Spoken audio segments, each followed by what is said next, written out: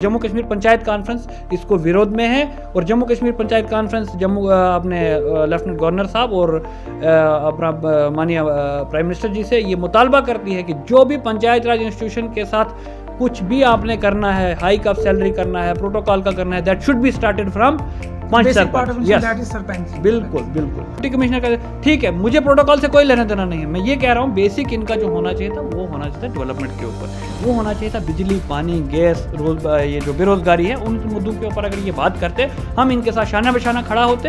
हमें बड़ा दुख की बात हुई कि आज उन्होंने इस इंस्टीट्यूशन को बर्बाद किया।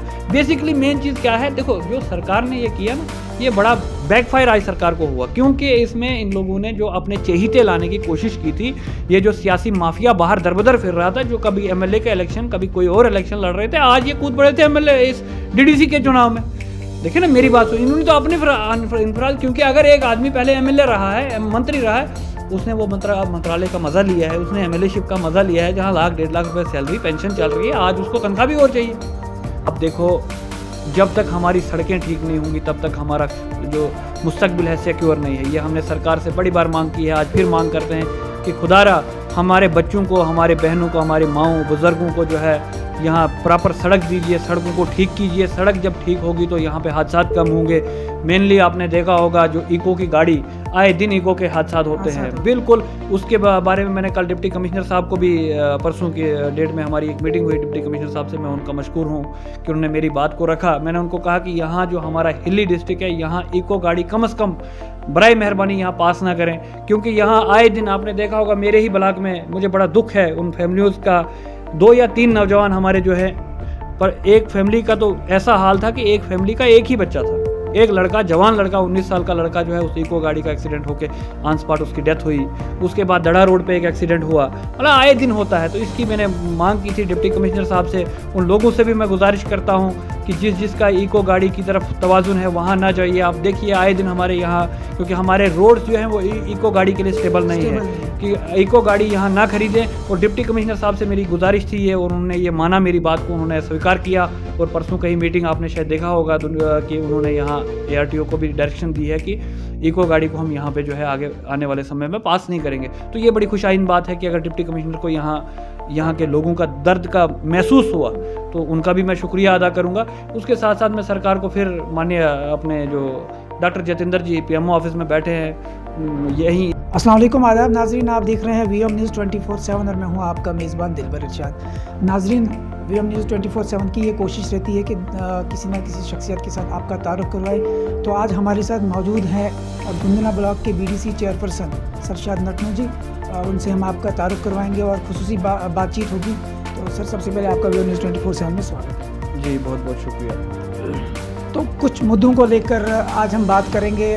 हालिया DDC इंतखाबात हुए, उसके बारे में जिस तरह प्रोटेस्ट चल रहे थे DDC मेंबर्स के प्रोटोकॉल्स के बारे में या ऑनरेरियम हाइक के बारे में, जो जम्मू में प्रोटेस्ट हुआ, उसके बाद गवर्नर LG साहब ने उनके साथ मुलाकात की, तो उसके बारे में सर आपका क्या पर्सनल ओपिनियन, क्या राय रहेगी? देखिए ये बड़ी दुख की बात है कि जो हमारे DDC के काउंसलर साहिबान, जो पंचायत राज इंस्टीट्यूशन का एक 3rd टियर उन्होंने बोला था, जिसको केंद्र सरकार ने एक नया यहाँ पे एक दफूसला लाया था। क्योंकि आपको बताता चलूँ, जो पंचायत राज एक्ट, जो इंस्टीट्यूशन का एक कानून बना था 1899 का, उसके अंदर साफ साफ ये था कि जो BDC चेयरमैन और म्यूनसिपलिटी के प्रेसिडेंट साहिबान हैं, उनके बाद एक चुनाव होना था जिसको डिस्ट्रिक्ट डेवलपमेंट और प्लानिंग बोर्ड का चुनाव होना था, जो डिस्ट्रिक्ट का चेयरमैन बनता। उसको इन्होंने 3rd टियर को कैंसिल करके एक और टियर ले आए, जिसको बाद में इन्होंने नाम 3rd टियर दिया अमेंडमेंट के बाद। खैर हमने उसका भी जो है उस वक्त भी विरोध किया, आज भी हम उस स्टांस पे हैं कि वो जो इलेक्शन हुआ था वो गलत हुआ। खैर हुआ, उसके बाद जब DDC की कौंसल बनी, उनका चेयरपर्सन और वाइस चेयरपर्सन बने, और ये बड़ा दुख की बात है कि वो लोग सबसे पहले जो है अपनी डिमांड लेके चल पड़े कि भाई हमारी तनख्वाह कम है, हमारा प्रोटोकॉल कम है। इस इंस्टीट्यूशन का जो बेसिक मेंबर है वो सरपंच और पंच है। आपको मैं बताता चलूँ, जो पंचायत राज इंस्टीट्यूशन जहाँ से स्टैंड होता है वो सरपंच और पंच से होता है, पंचायत से होती है, इसका बेसिक यूनिट है। वहाँ से जो है 2nd टियर का इलेक्शन होता है, that is called BDC council या BDC चेयरपर्सन। उसके बाद आप आ जाइए, फिर डिस्ट्रिक्ट की बात होगी ना। अगर कहीं सरकार को जो भी प्रोटोकॉल का बढ़ोतरी करनी होगी, सैलरी की हाइक करनी होगी, ऑनरेरियम का, वो सबसे पहले सरपंच पंच का होना चाहिए, उसके बाद ब्लॉक लेवल के चेयरपर्सन का होना चाहिए, उसके बाद डिस्ट्रिक्ट लेवल के मेंबर या चेयरपर्सन का होना चाहिए। ऐसा तो नहीं हो सकता है ना कि अगर आप मकान बनाते हैं तो पहले उसका प्लंथ होता है, फिर दीवारें, फिर छत पड़ता है। अब छत लगाने से शुरुआत नहीं कर सकते कि पहले छत लगेगा, फिर दीवार लगेगी, फिर प्लंथ लगेगा।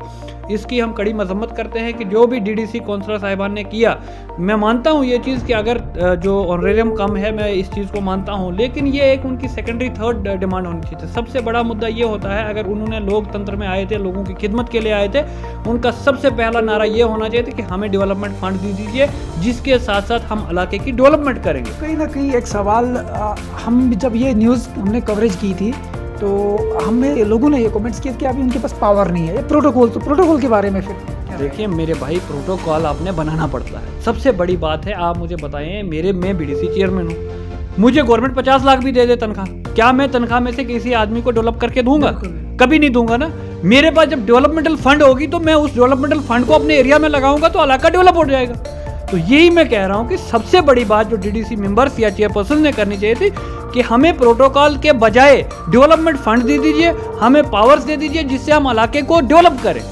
कहीं ना कहीं उन्हीं पावर्स को लेकर भी ये जो प्रोटेस्ट चल रहे थे। बिल्कुल, इन्होंने जो प्रोटेस्ट किया वो अपनी जात के लिए किया कि भाई हमारा ऑनरेरियम और हमारा प्रोटोकॉल, हमारा जो इंस्टीट्यूशन, जो हम इंस्टीट्यूशन की तरफ से डिमांड कर रहे हैं, जो हमारा पंचायत राज इंस्टीट्यूशन, जिसके हमने अभी एक पंचायत कॉन्फ्रेंस हमारी है, ऑल जम्मू कश्मीर पंचायत कॉन्फ्रेंस है हमारा, ये एक बड़ा स्ट्रांग स्टेटमेंट है कि अगर आपने कुछ भी करना है, सरकार से भी ये मुतालबा है कि अगर आपने तनख्वाह हाइक करनी है, कुछ भी करना है, तो ये आपको पहले सरपंच पंच को करना पड़ेगा, बीडीसी चेयरमैन को करना पड़ेगा, उसके बाद डिस्ट्रिक्ट लेवल पे।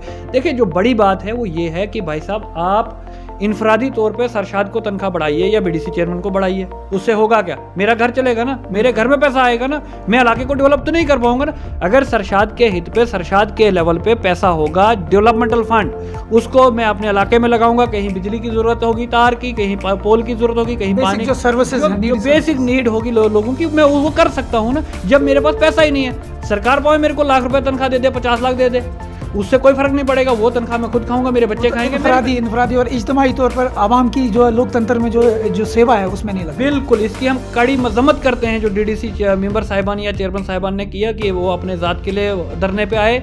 मुझे अफसोस है इस चीज़ का कि अगर वो धरने पे लोगों के मसाइल के ऊपर आ जाते हैं, जैसे बिजली, पानी, गैस, आपका पेट्रोल, आए दिन पेट्रोल का जो है हम ऊपर जा रहा है, गैस कहाँ से कहाँ पहुँच गई, यहाँ बेरोजगारी आप देखिए जम्मू कश्मीर के अंदर, बिलखुसूस चिनाब वैली के अंदर या हमारे ज़िले डोडा के अंदर। अब मुझे पता है इन मामलों को लेके अगर ये लोग बात करते तो हम इनके साथ खड़े होते, हम भी इस इंस्टीट्यूशन का। और इनको ये भूलना नहीं चाहिए कि जो डीडीसी के मेंबर हैं या चेयरमैन हैं, ये third tier of panchayat raj institution है, दे आर नॉट एमएलएज और एमपीज। अगर आज एक डीडीसी का मेंबर एमएलए का प्रोटोकॉल मांग रहा है, वो थर्ड टियर है पंचायत राज का, तो सरपंच को नहीं चाहिए क्या प्रोटोकॉल? वो तो वही मैं कह रहा हूँ ना, बीडीसी चेयरमैन जो है वो चेयरमैन है आपके ब्लॉक लेवल का, वो मेंबर है ब्लॉक लेवल का। अगर आप बीडीसी के चेयरमैन को प्रोटोकॉल डिप्टी कमिश्नर का देते हो, मेंबर को भी डिप्टी कमिश्नर का देते, ठीक है, मुझे प्रोटोकॉल से कोई लेना देना नहीं है। मैं ये कह रहा हूँ बेसिक इनका जो होना चाहिए था वो होना चाहिए था डेवलपमेंट के ऊपर, वो होना चाहिए था बिजली, पानी, गैस, ये जो बेरोजगारी है, उन मुद्दों के ऊपर अगर ये बात करते, हम इनके साथ शाना बशाना खड़ा होते। हमें बड़ा दुख की बात हुई कि आज उन्होंने इस इंस्टीट्यूशन को बर्बाद किया। बेसिकली मेन चीज़ क्या है, देखो जो सरकार ने ये किया ना, ये बड़ा बैकफायर आज सरकार को हुआ, क्योंकि इसमें इन लोगों ने जो अपने चहेते लाने की कोशिश की थी, ये जो सियासी माफिया बाहर दरबदर फिर रहा था, जो कभी एमएलए का इलेक्शन, कभी कोई और इलेक्शन लड़ रहे थे, आज ये कूद पड़े थे एमएलए इस डीडीसी के चुनाव में। देखिए ना मेरी बात, इन्होंने तो अपने इंफराद, क्योंकि अगर एक आदमी पहले एमएलए रहा है, मंत्री रहा है, उसने वो मंत्रालय का मजा लिया है, उसने एमएलएशिप का मजा लिया है, जहाँ लाख 1.5 लाख रुपए सैलरी पेंशन चल रही है, आज उसको तनख्वाह भी और चाहिए।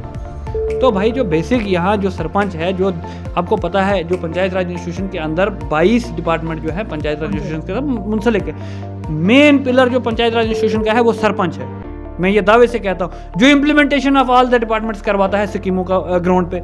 कोई आपका बैक टू विलेज का प्रोग्राम जाता है तो पंचायत में होता है। बीच में आपका वो हुआ जी, वो वीकली एक प्रोग्राम होता था, मुझे नाम नहीं याद, ब्लॉक दिवस हुआ, तो वो सब चीजें जो है इम्प्लीमेंट किसने करवाई? सरपंच ने करवाई। अच्छा, बेसिक बिल्कुल इंस्टीट्यूशन का जो बेसिक पार्ट है वो सरपंच और पंचायत के मेंबर्स है।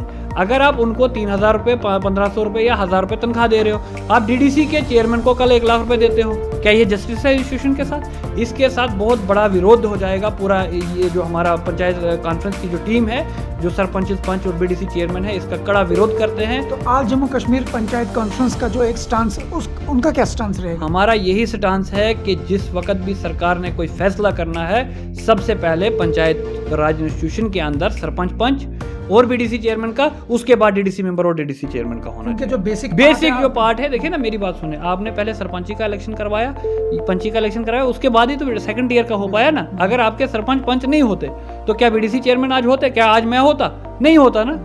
मैं बना उसके बाद तो डीडीसी कौंसिल आई ना। सो दैट मीन्स वही मैंने आपको कहा, प्लंथ से स्टार्ट करना पड़ेगा, आपको छत से लेकर स्टार्ट नहीं करना पड़ेगा। तो यही हम इस वक्त सरकार से भी मांग करेंगे। और मुझे फिर दुख होता है कि डीडीसी मेंबर से इतना ये जो छोटा कदम उठाया, उनको अपने बजाय अपने आप के लोगों के हित के लिए अगर उन्होंने ये धरना दिया होता कि भाई हमें डेवलपमेंट फंड दे दिया, हम इलाके को डेवलप करेंगे, हमें लोगों ने वोट दिए हैं, हमने अब वहाँ पे किसी को पानी का नलका देना है, किसी को तार देनी है, किसी को पोल देना है, वहाँ पे हमें बच्चों को रोजगार नहीं है, वो डेवलपमेंट फंड्स के जरिए ही पॉसिबल है ना। वो तनख्वाह से तो नहीं होगा ना, वो प्रोटोकॉल से तो नहीं होगा। अगर डीडीसी मेंबर को कल सपोज गवर्नमेंट जो है एमएलए का प्रोटोकॉल देगी, क्या उस प्रोटोकॉल से डीडीसी मेंबर कल मेरे इलाके के गरीब आदमी को कोई सहायता दे सकता है? जब अगर किसी मेरे गरीब का मकान गिरेगा, अगर उसके पास डेवलपमेंटल फंड नहीं होगी, क्या वो उसको कहीं उस मकान को ठीक करने के लिए कोई चीज़ मदद कर सकता है? नॉट पॉसिबल ना। क्या अगर कहीं बिजली की अशद ज़रूरत होगी, किसी गांव में पानी नहीं होगा, क्या अगर डीडीसी मेंबर, आज मेरा डीडीसी मेंबर प्रोटोकॉल कर रहा है, बजाय इसके कि वो डेवलपमेंट फंड मांगता, उस पर धरना देता, क्योंकि उधर से कल मेरे गांव में बिजली आती, पानी आता उस पैसे से। जब पैसा ही नहीं होगा, आप अपने लिए तनख्वाह मांगिए, आज 15 है, अगर कल 30 कर देती है सरकार, 50 कर देती है, क्या उससे कुछ बेनिफिट होगा? तो इसका हम विरोध करते हैं। और जम्मू कश्मीर पंचायत कॉन्फ्रेंस इसको विरोध में है। और जम्मू कश्मीर पंचायत कॉन्फ्रेंस अपने लेफ्टिनेंट गवर्नर साहब और अपना माननीय प्राइम मिनिस्टर जी से ये मुतालबा करती है कि जो भी पंचायत राज इंस्टीट्यूशन के साथ कुछ भी आपने करना है, हाइक ऑफ सैलरी करना है, प्रोटोकॉल का करना है, that should be started from sarpanch. बिल्कुल बिल्कुल। तो नाज़रीन, हमारे साथ बात कर रहे हैं सरशाद अहमद नटनू। इसके अलावा कुछ मुद्दे और भी हैं। वादी चिनाब की सड़कों का हाल अगर देख लीजिए तो उस पर क्या कहना चाहेंगे, उनसे हम पूछेंगे, क्योंकि इस वक्त जो सड़कों का हाल है बहुत बुरा है। आप मरमत की सड़क को देख लीजिए, आप गुन्ना की सड़क को देख लीजिए, आप बाकी कोई हर जगह की सड़क को देख लीजिए। यहाँ पर अकरमाबाद की सड़क है तो इतने पोथ होल्स बने हुए हैं, जो गड्ढे बने हुए हैं, पानी से भरे हुए हैं। तो इस पर क्या कहना चाहते हैं? देखिए, इस पर हमने बड़ी बार बात की है, हर फोरम पे बात की है। हमारे चिनाब वैली के लोग, ये बड़ी बदकिस्मती है कि आए दिन हमारे चिनाब वैली के अंदर एक्सीडेंट होता है, खून रेजी होती है, हमारे जवान, हमारे बुजुर्ग, हमारी महिलाएं, हमारी बहनें जो है इन हादसात का शिकार होती हैं। ये आपको मैं बताता चलूँ कि यहाँ आप देखो, जब तक हमारी सड़कें ठीक नहीं होंगी तब तक हमारा जो मुस्तकबिल है सिक्योर नहीं है। ये हमने सरकार से बड़ी बार मांग की है, आज फिर मांग करते हैं कि खुदारा हमारे बच्चों को, हमारे बहनों को, हमारी माओं बुज़ुर्गों को जो है यहाँ प्रॉपर सड़क दीजिए, सड़कों को ठीक कीजिए। सड़क जब ठीक होगी तो यहाँ पे हादसात कम होंगे।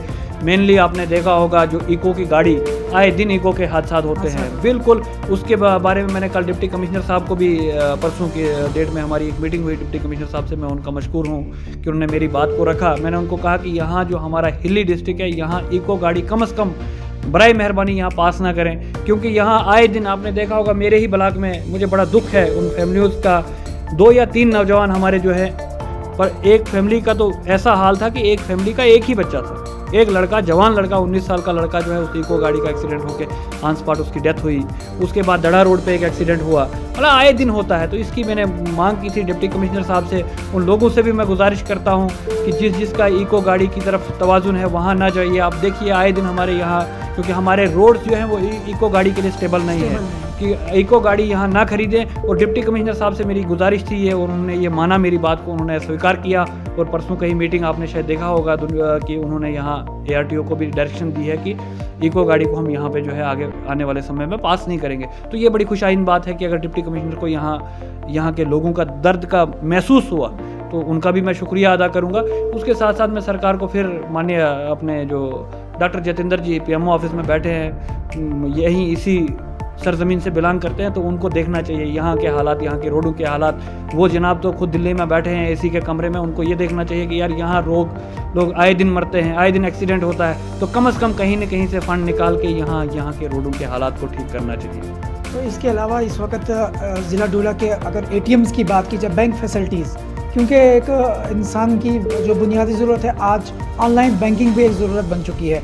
तो जम्मू और कश्मीर बैंक की जो मेन ब्रांच है, आज भी हमने देखा कि वहाँ पर ATM जो है नॉन फंक्शनल है, पूरे ज़िला भर के ATM जो है नॉन फंक्शनल है। खलैनी में एक ATM वर्क कर रहा था। इसके अलावा इन ATMs की नॉन फंक्शनलिटी के बारे में और जम्मू कश्मीर बैंक की सर्विस स्लो होने के बारे में इन सर आपका क्या कहना है इस बारे में कि ATM नॉन फंक्शनल से काफ़ी लोग जो है सफ़र कर रहे हैं? जी बिल्कुल, देखिए अगर ऐसा है, मैं तो खैर गया नहीं ATM पे, अगर ऐसा है तो ये जो इनके अधिकारी हैं, जो इनके आला ओहदेदार हैं, उनको देखना चाहिए, क्योंकि आपको पता है सब लोगों को पैसे की ज़रूरत होती है और पैसा जो है ATM से ही आजकल लोग निकालते हैं। तो इसके ऊपर इनको जल्द अज जल्द वो ठीक कराने चाहिए। अगर कहीं ऐसा है तो ये ठीक होने चाहिए। ये बड़ी गलत बात है कि अगर लोगों को आज इस डिजिटल दौर में भी सफ़र करना पड़े कि ATM कहीं काम नहीं कर रहा, तो ये बड़ी दुख की बात है। और इसके साथ साथ मैंने पहले भी जो हमारे यहाँ जोनल हेड ऑफिसर थे JK बैंक के, उनसे गुजारिश की थी कि मेरे ब्लॉक के अंदर अभी एक हमने नया वहाँ ब्रांच खोली है जो JK बैंक की, तो उसका मैं उनका पहले शुक्रिया अदा करता हूँ। उसके साथ साथ उनको डिमांड की थी कि वहाँ एक ATM होना चाहिए, क्योंकि बहुत सारा इलाका है, बहुत पूरी तहसील है। दूसरा हमारा एक बैंक है महला के लिए सेंक्शन है, वो वहाँ फंक्शनल नहीं है, तो उसके लिए भी मैंने उनको बात की थी कि वहाँ पे भी वो फंक्शनल होना चाहिए। तो अब आपने बैंकों की बात उठाई तो मैं उनसे गुजारिश करता हूँ कि वो जो हमारा महला ब्रांच है बैंक की, तो वो फंक्शनल होनी चाहिए जल्द अज जल्द। और उसके साथ साथ जो हमारे जहाँ ATM नहीं चल रहे हैं तो उनको ATM को ठीक करके चलाना चाहिए, क्योंकि जो ATM है इस वक्त कोविड का दौर जारी है और कोरोना वायरस के दौरान जो है ATM में आज भी अगर लंबी कतारें देखने को मिलती हैं, लेकिन कोरोना की जब मेजर ब्रेक थी और उस मेजर ब्रेक के दौरान भी लोग मास्क पहनकर जो है ATM का रुख करते थे। और आज भी काफ़ी देखा गया है बाज़ार में लोगों का रश, HDFC बैंक के सामने रश, PNB के सामने रश, लेकिन जम्मू कश्मीर बैंक की सर्विस जो है काफ़ी स्लो चल रही है।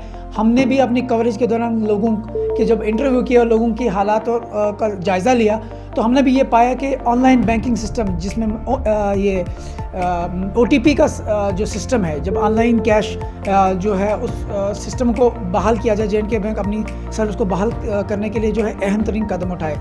तो यूँ ही देखते रहे आप VM News 24/7, दिलबर इरशाद डोडा।